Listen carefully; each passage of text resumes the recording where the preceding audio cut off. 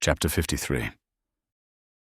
Mr. Wickham was so perfectly satisfied with this conversation that he never again distressed himself or provoked his dear sister Elizabeth by introducing the subject of it, and she was pleased to find that she had said enough to keep him quiet. The day of his and Lydia's departure soon came, and Mrs. Bennet was forced to submit to a separation, which, as her husband by no means entered into her scheme of their all going to Newcastle, was likely to continue at least a 12-month. "Oh, my dear Lydia," she cried. "when shall we meet again?" "Oh, Lord, I don't know. Not these 2 or 3 years, perhaps." "Write to me very often, my dear." "As often as I can. But you know married women have never much time for writing. My sisters may write to me. They will have nothing else to do." Mr. Wickham's adieus were much more affectionate than his wife's. He smiled, looked handsome, and said many pretty things. "He is as fine a fellow," said Mr. Bennet, as soon as they were out of the house, "as ever I saw. He simpers and smirks and makes love to us all. I am prodigiously proud of him.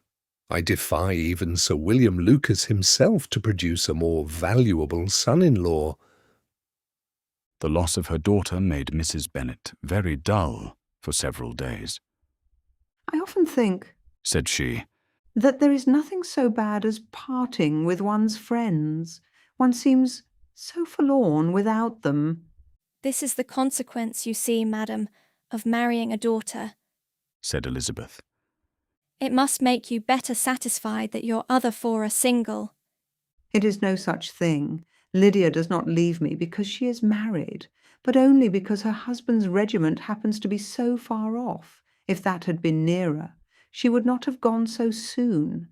But the spiritless condition which this event threw her into was shortly relieved, and her mind opened again to the agitation of hope by an article of news which then began to be in circulation. The housekeeper at Netherfield had received orders to prepare for the arrival of her master, who was coming down in a day or two to shoot there for several weeks. Mrs. Bennet was quite in the fidgets. She looked at Jane and smiled and shook her head by turns. "Well, well, and so Mr. Bingley is coming down, sister?" For Mrs. Phillips first brought her the news. "Well, so much the better. Not that I care about it, though. He is nothing to us, you know, and I am sure I never want to see him again. But, however, he is very welcome to come to Netherfield if he likes it. And who knows what may happen? But that is nothing to us. You know, sister, we agreed long ago never to mention a word about it. And so it is quite certain he is coming." "You may depend on it," replied the other. "for Mrs. Nichols was in Meryton last night. I saw her passing by, and went out myself on purpose to know the truth of it, and she told me that it was certainly true.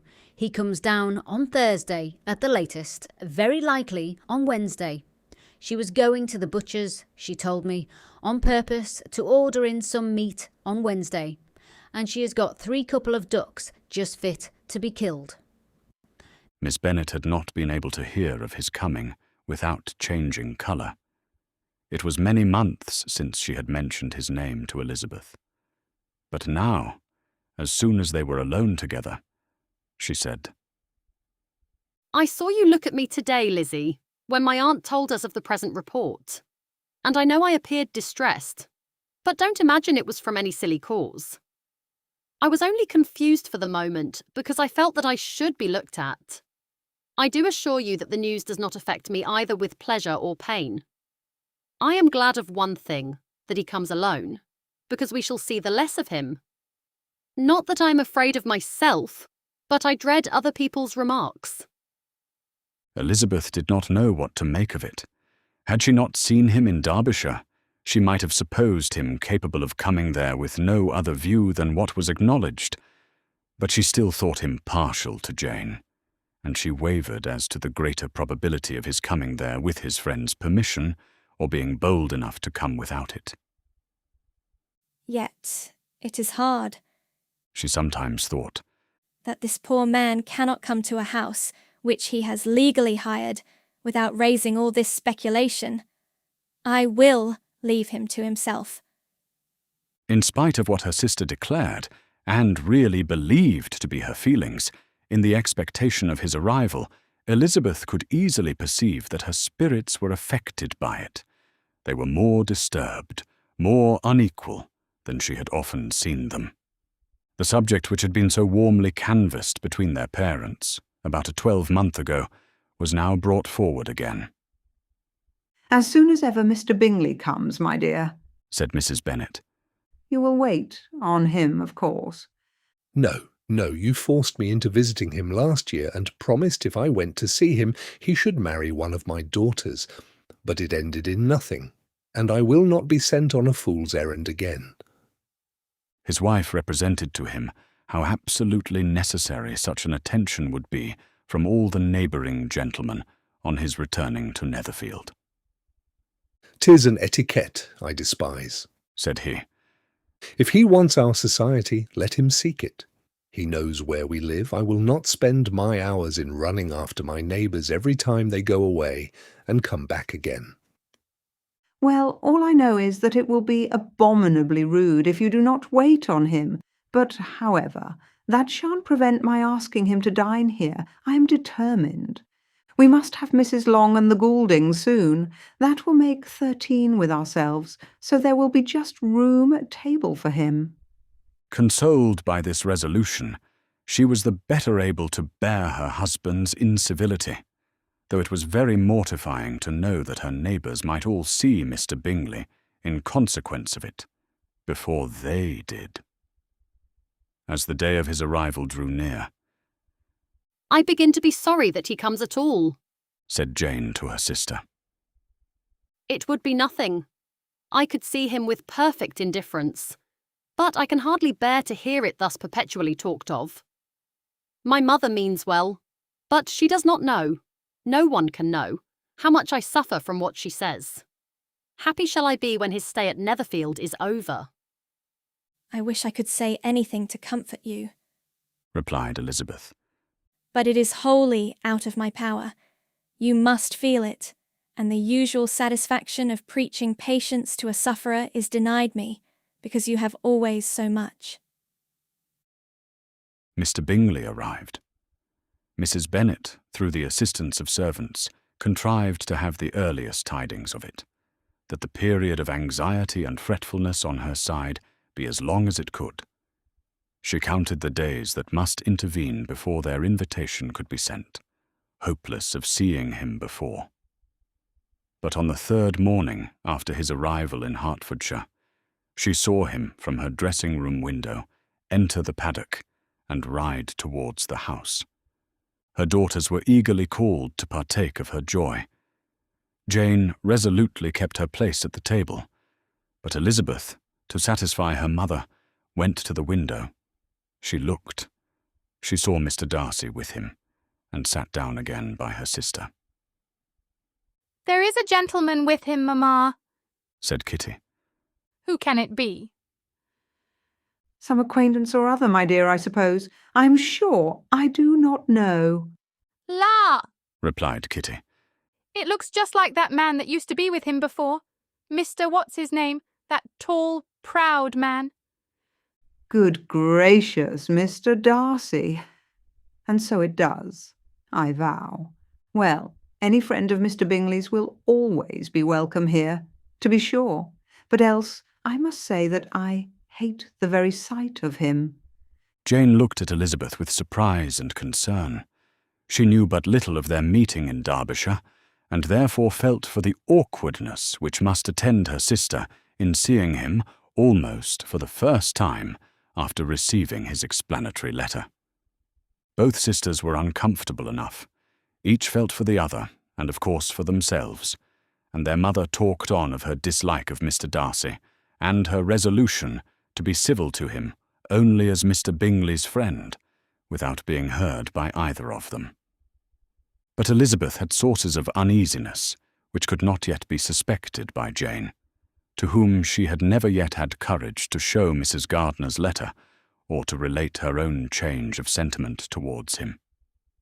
To Jane, he could be only a man whose proposals she had refused and whose merits she had undervalued, but to her own more extensive information, he was the person to whom the whole family were indebted for the first of benefits, and whom she regarded herself with an interest, if not quite so tender, at least as reasonable and just, as what Jane felt for Bingley. Her astonishment at his coming to Netherfield, to Longbourn, and voluntarily seeking her again, was almost equal to what she had known on first witnessing his altered behaviour in Derbyshire. The colour which had been driven from her face returned for half a minute with an additional glow, and a smile of delight added lustre to her eyes, as she thought for that space of time that his affection and wishes must still be unshaken, but she would not be secure. Let me first see how he behaves, said she. It will then be early enough for expectation. She sat intently at work, striving to be composed, and without daring to lift up her eyes, till anxious curiosity carried them to the face of her sister as the servant was approaching the door. Jane looked a little paler than usual, but more sedate than Elizabeth had expected. On the gentleman's appearing, her colour increased, yet she received them with tolerable ease, and with a propriety of behaviour equally free from any symptom of resentment or any unnecessary complaisance. Elizabeth said as little to either as civility would allow, and sat down again to her work, with an eagerness which it didn't often command. She had ventured only one glance at Darcy. He looked serious as usual, and, she thought, more as he had been used to look in Hertfordshire than as she had seen him at Pemberley. But perhaps he could not, in her mother's presence, be what he was before her uncle and aunt. It was a painful, but not an improbable conjecture. Bingley she had likewise seen for an instant, and in that short period saw him looking both pleased and embarrassed. He was received by Mrs. Bennet with a degree of civility which made her two daughters ashamed, especially when contrasted with the cold and ceremonious politeness of her courtesy and address of his friend. Elizabeth particularly, who knew that her mother owed to the latter the preservation of her favourite daughter from irremediable infamy, was hurt and distressed to a most painful degree by a distinction so ill applied. Darcy, after inquiring of her how Mr. and Mrs. Gardiner did, a question which she could not answer without confusion, said scarcely anything. He was not seated by her. Perhaps that was the reason of his silence. But it had not been so in Derbyshire. There he had talked to her friends, when he could not to herself. But now several minutes elapsed, without bringing the sound of his voice, and when occasionally, unable to resist the impulse of curiosity, she raised her eyes to his face, she as often found him looking at Jane as at herself, and frequently on no object but the ground. More thoughtfulness and less anxiety to please than when they last met were plainly expressed. She was disappointed and angry with herself for being so. Could I expect it to be otherwise? Said she. Yet why did he come? She was in no humour for conversation with anyone but himself, and to him she had hardly courage to speak. She inquired after his sister, but could do no more. "It is a long time, Mr. Bingley, since you went away," said Mrs. Bennet. He readily agreed to it. "I began to be afraid you would never come back again. People did say you meant to quit the place entirely at Michaelmas, but however I hope it is not true. A great many changes have happened in the neighbourhood since you went away. Miss Lucas is married and settled, and one of my own daughters. I suppose you have heard of it. Indeed, you must have seen it in the papers. It was in the Times and the Courier, I know, though it was not put in as it ought to be. It was only said lately, George Wickham, Esquire, to Miss Lydia Bennet. without there being a syllable said of her father, or the place where she lived, or anything. It was my brother Gardner's drawing up too, and I wonder how he came to make such an awkward business of it. Did you see it? Bingley replied that he did, and made his congratulations. Elizabeth dared not lift up her eyes.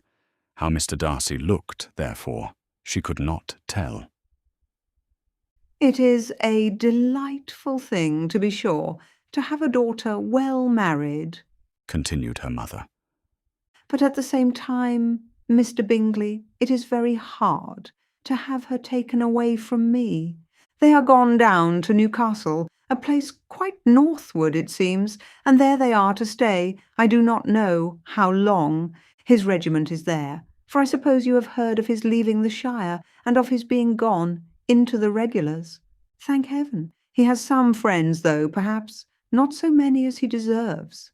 Elizabeth, who knew this to be levelled at Mr. Darcy, was in such misery of shame that she could hardly keep her seat. It drew from her, however, the exertion of speaking, which nothing else had so effectually done before, and she asked Bingley whether he meant to make any stay in the country at present. A few weeks, he believed. When you have killed all your own birds, Mr. Bingley, said her mother, I beg you will come here and shoot as many as you please on Mr. Bennet's manor. I'm sure he will be vastly happy to oblige you, and will save all the best of the coveys for you. Elizabeth's misery increased at such unnecessary, such officious attention. Were the same fair prospect to arise at present, as had flattered them a year ago, everything, she was persuaded, would be hastening to the same vexatious conclusion.